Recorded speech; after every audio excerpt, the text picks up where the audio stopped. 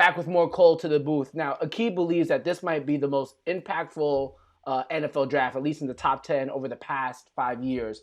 Time will tell, but obviously we're all hoping to see a new class of NFL player. Maybe some of them end up in Canton one day. Aqib, as you sat back and you watched the draft, I'm wondering, as you look back at on the back end now, what were your five biggest impact picks, regardless of round?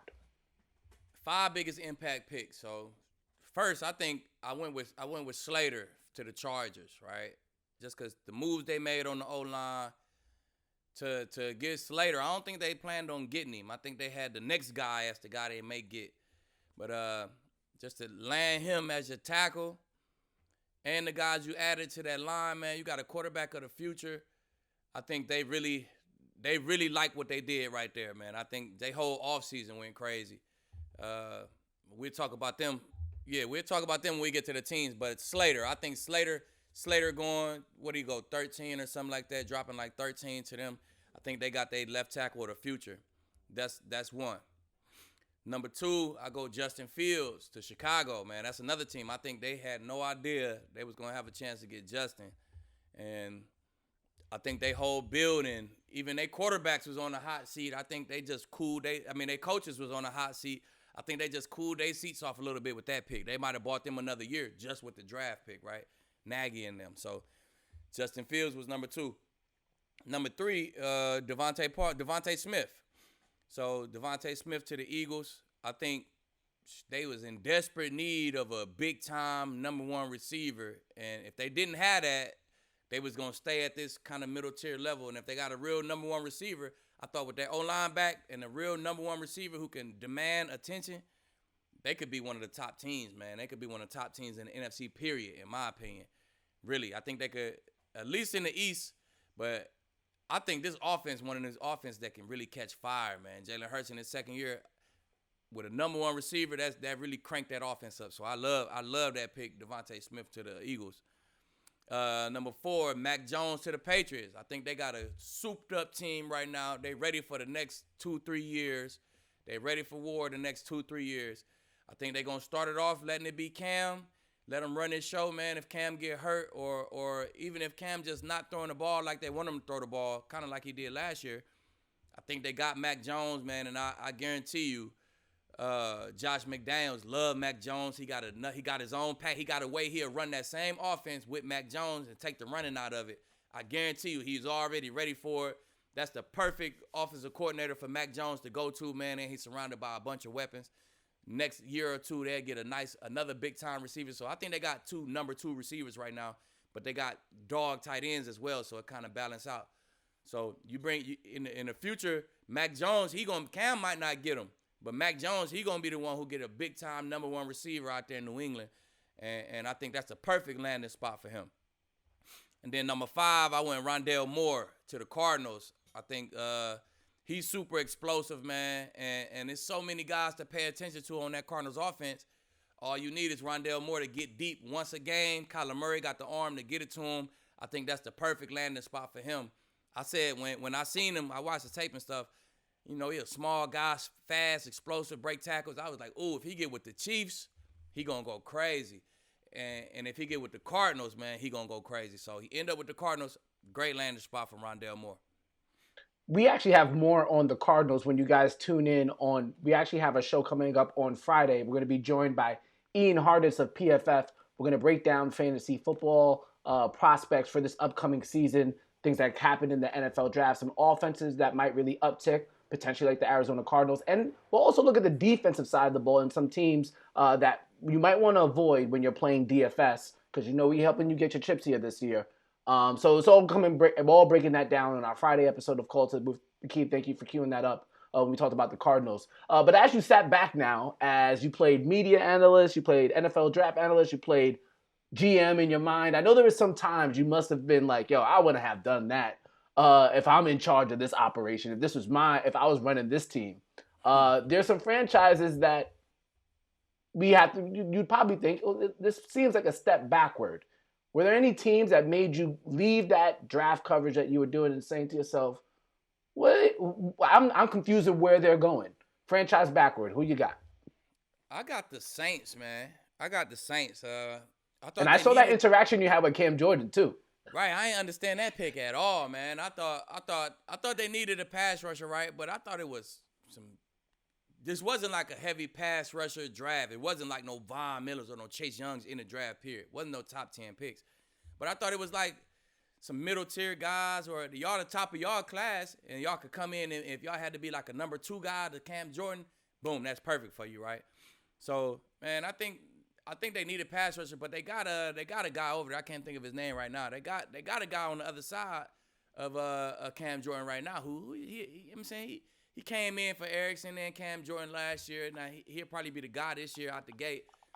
And then next rounds they went linebacker, and I just thought they was going the right positions, but they was just getting the wrong guys, man. It was just so much more talent, in my opinion, out there than the guys that they picked, man. And you lose Drew Brees, the building gonna be different. It's Jameis is not Drew Brees. I don't care if it's the same coordinator, same offense. They didn't get it like another receiver. They didn't get a compliment to Mike Thomas. I thought they needed another receiver on the other side. So they checked some of the boxes that they needed, but not with the guys who I thought was the best available. And then I feel like they left a lot of blanks in a roster, man, with spots that they should have filled, and they didn't fill them. So I think you're referring to Marcus Davenport on the other Yeah, side of Marcus Cam Jordan. Davenport, definitely. Marcus Davenport. And yeah, so right now with Emmanuel Sanders, our guy, our former guest, ending up with the Buffalo Bills. So him and Stephon Diggs and Josh Allen, Gabriel Davis, Cole Beasley And could be a lot of Beasley. fun. Yeah, it Nice. could be a lot of fun in Buffalo. That AFC East is going to be very interesting. But at the wide receiver position next to Michael Thomas now is Traquan Smith. They also lost Jared Cook. So they're not necessarily giving Jameis the Right. allocation of weapons that he would need. If Drew Brees had Then they get time quarterback. struggling They with. did. They did get Debo. I like Debo, the corner they drafted in the third, man. They did get Debo. I thought they needed a corner. That's a great pick for him in the third round. That's probably was their best pick. The only pick that I liked the whole day, in my opinion, man. Then they went quarterback in the fourth. Y'all got 2 quarterbacks who y'all paying money to on the roster right now. So I don't know. I ain't really get it. You ain't even need no quarterback in the fourth. Like, I don't know. I didn't agree with none of their draft picks except for young Debo in the third, man. He probably gonna come in and start with Marshawn. Great ball skills. There we go. All right. So you have the New Orleans Saints as franchise backward. There are a number of candidates for franchise forward. A lot of teams, Yeah, it is. especially with it being such a quarterback heavy draft, were able to kind of put their organizations on the right path. But who's your franchise forward? Man, I'm gonna go to Chargers, man. I like what the Chargers doing. I just talked about what they did with that line in the offseason. Then icing on the cake on the line be Slater. You know what I'm saying, at that tackle. And then polishing up that secondary. I think they pretty good. I think they need an edge rusher. They didn't get an edge rusher. But I think every position that they needed a big time player to come in and play right now, Casey Hayward gone, boom, they get Asante to come in. Asante Samuel Jr. come in. Then I think they added a nice third receiver too, Palmer out of Tennessee. I think they added a nice third receiver. He's kind of like a Mike Williams, man. He's a 50-50 ball guy. And man, you got a quarterback like that, man. Once you pay a little bit too much attention to Keenan and Mike, you got this guy. He is real dog. He can win one-on-ones on the backside now, man. So you get him another weapon, a left tackle. You bring in a DB. I just like what the Chargers did, man. They going in the right direction. Speaking of franchise forward, the Cincinnati Bengals obviously last year took Joe Burrow. This year they took his college wide receiver Jamar Chase, add him with Tyler Boyd, T. Higgins. It could be a dangerous offense, especially with Joe Mixon coming back, especially with that defense losing Will Jackson. It looks like they're going to have to score a lot of points to keep up with those teams in the AFC North. One thing that they did do that really caught the attention of a lot of people in this draft, in the 5th round, they took a kicker, which I don't know how you feel about that already, Aqib. I'm curious what the vibes would be when you see a kicker in the locker room during the offseason that was taken in the 5th round. But even besides that, the kicker, Randy McPherson from Florida, went a little bit viral because he's not just your ordinary kicker. I don't know if you've seen this just yet, Aqib, but check out my man's skills. Paul's pulling it up here, courtesy of the Florida Gators Twitter account. Oh, my God. I thought he was finna kick the bottle off. He done spent the cap. Hey, that's impressive right there, man. Hey, Now, if he kicking like that, we could take him in the 5th round. For sure. Right? For And sure. you see him in the locker room, like, hey, if you better be pulling this. So now, don't you dare miss no Ooh, 27-yard field goal to win the game. I Bruh, see you that's done kick a impressive. bottle cap off.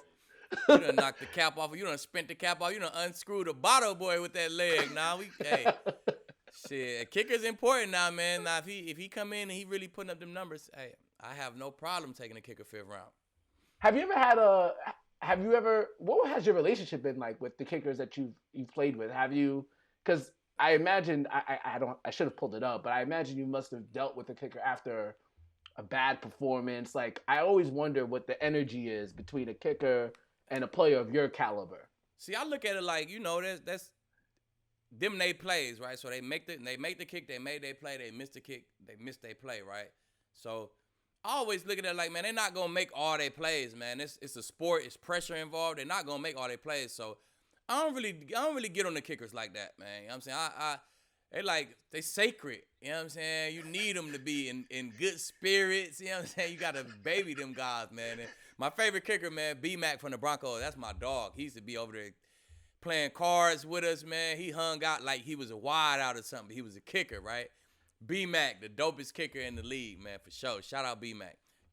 I know you want to give one more shout out to before we peace out. Before we get out of here, shout out my dog, Boss Ward, baby. Shout out Boss Ward, man. It's business time. He announced his retirement last week, man. That's one of my brothers in the league, man. And we about to get to it in this business world, man. So shout out Boss Ward.